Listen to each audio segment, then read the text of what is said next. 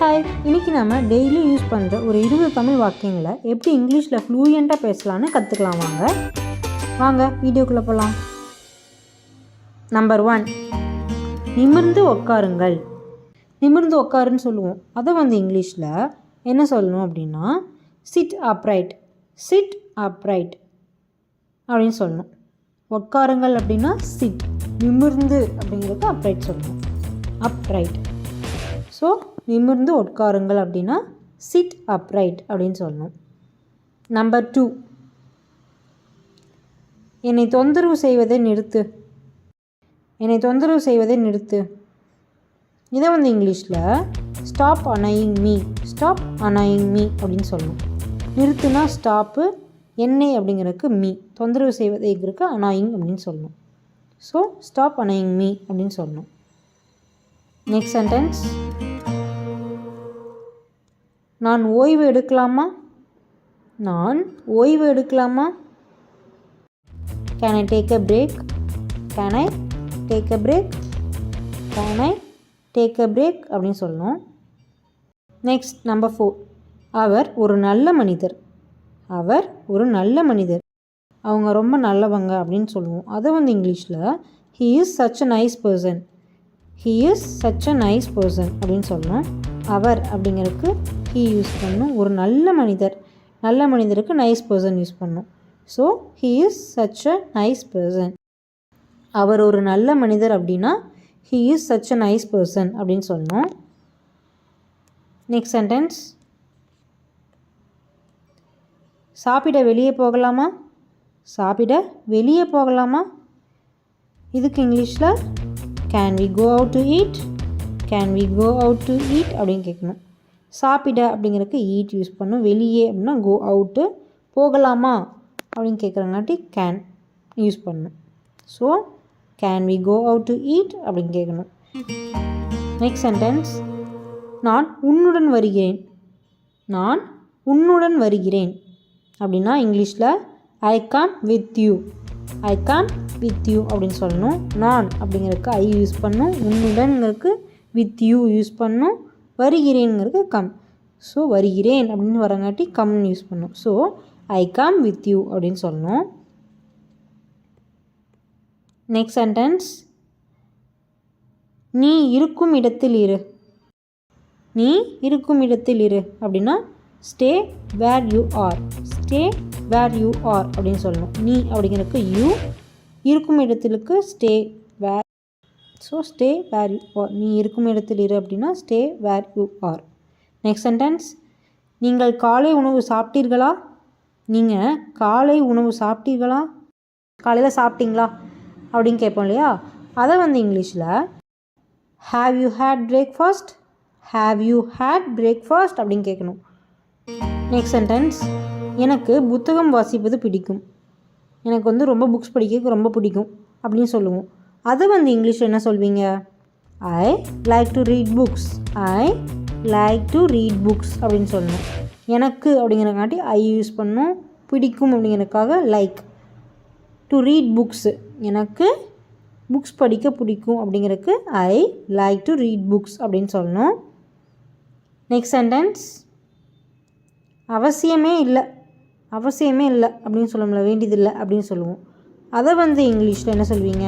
Not necessary. Not necessary அப்படின்னு சொல்லணும். இது மாதிரி வீடியோஸ் உங்களுக்கு பிடிச்சிருந்து அப்படின்னா நம்ம சேனலை சப்ஸ்கிரைப் பண்ணிவிட்டு ஒரு லைக் பண்ணிவிட்டு பாருங்கள். நெக்ஸ்ட் சென்டென்ஸ், என்னை வழி நடத்து. என்னை வழி நடத்து அப்படின்னா லீட் மீ. லீட் மீ அப்படின்னு சொல்லணும். நெக்ஸ்ட் சென்டென்ஸ், என் பேச்சை கேள். என்னோடய பேச்சை கேள், நான் சொல்கிறத கேளு அப்படின்னு சொல்லுவோம் இல்லையா. அதை இங்கிலீஷ் என்ன சொல்லுவீங்க. Listen to my words. Listen to my words அப்படின்னு சொல்லணும். நெக்ஸ்ட் சென்டென்ஸ், உணவு தீர்ந்து விட்டது. சாப்பாடு தீர்ந்து போச்சு. உணவு தீர்ந்து விட்டது. அதை இங்கிலீஷ் என்ன சொல்லுவீங்க. The food has run out. The food has run out. உணவு தீர்ந்துருச்சு. ஃபுட்டு, உணவுங்களுக்கு ஃபுட்டு யூஸ் பண்ணோம். தீர்ந்து விட்டதுக்கு ரன் அவுட் யூஸ் பண்ணோம். ஸோ தீர்ந்து விட்டதுன்னு சொன்னாங்காட்டி இங்கே ஹேஸ் யூஸ் பண்ணுறோம். So the food has run out அப்படின்னு யூஸ் பண்ணோம். So the food has run out அப்படின்னு சொல்லணும். நெக்ஸ்ட் சென்டென்ஸ், நீங்கள் அங்கே சென்று இருக்க வேண்டும், நீங்கள் அங்கே போயிருக்கணும் அப்படின்னு சொல்லுவாங்க.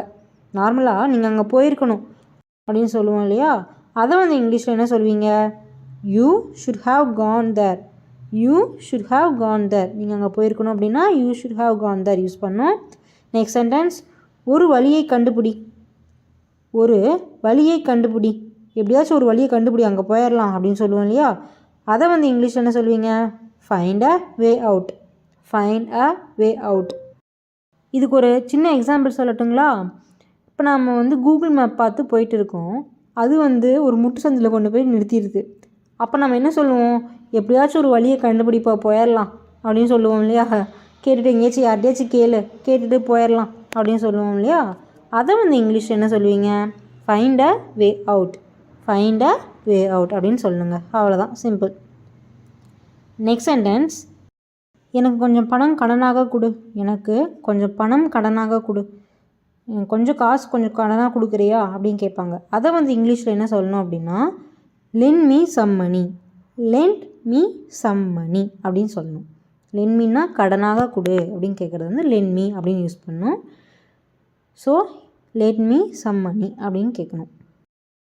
நெக்ஸ்ட் சென்டென்ஸ், உங்களை பார்த்ததில் ரொம்ப மகிழ்ச்சி. உங்களை பார்த்ததில் ரொம்ப சந்தோஷமாக இருக்கேன் அப்படின்னு சொல்லுவாங்க. அதை வந்து இங்கிலீஷில் என்ன சொல்லணும் அப்படின்னா, glad to see you. so glad to see you அப்படின்னு கூட சொல்லலாம். ரொம்ப சந்தோஷமாக இருக்கும், உங்களை பார்த்ததில் ரொம்ப சந்தோஷமாக இருக்குது, அதை வந்து so glad to see you அப்படின்னு சொல்லணும். நெக்ஸ்ட் சென்டென்ஸ், ஏன் அப்படி சொல்கிறாய்? ஏன் அப்படி சொன்ன? ஏன் அப்படி சொல்லிகிட்டு இருக்க அப்படின்னு கேட்பாங்க. அதை வந்து இங்கிலீஷில் why do you say that. why do you say that அப்படின்னு சொல்லணும். ஏன் அப்படி சொல்கிறாய் அப்படின்னா why do you say that அப்படின்னு சொல்லணும். நெக்ஸ்ட் சென்டென்ஸ், தெரிந்திருந்தால் நான் வந்திருப்பேன். தெரிந்திருந்தால் நான் வந்திருப்பேன். எனக்கு கொஞ்சம் தெரிஞ்சிருந்தால் நானும் வந்திருப்பேன்ப்பா. டூர் போகிறீங்க சொல்லியிருந்தீங்கன்னா நானும் கொஞ்சம் வந்திருப்பேன்ப்பா அப்படின்னு சொல்லுவாங்க. அதை வந்து இங்கிலீஷில் if I had know I would have come. எனக்கு தெரிஞ்சிருந்தால் நான் வந்திருப்பேன் அப்படின்னா if I had know I would have come அப்படின்னு சொல்லணும். கடைசியாக உங்களுக்கு ஒரு குட்டி ஹோம்ஒர்க்குங்க. எப்பவும் போல் ஈஸி தான், கண்டுபிடிச்சி ட்ரை பண்ணுங்கள். நீங்கள் தெரிந்து கொள்ள வேண்டும் என்று நான் விரும்புகிறேன். நீங்கள் தெரிந்து கொள்ள வேண்டும் என்று நான் விரும்புகிறேன். இதுக்கு என்ன ஆன்சர் வரும்னு நீங்கள் கெஸ் பண்ணி மறக்காமல் கமெண்ட் பாக்ஸில் கமெண்ட் பண்ணிடுங்க.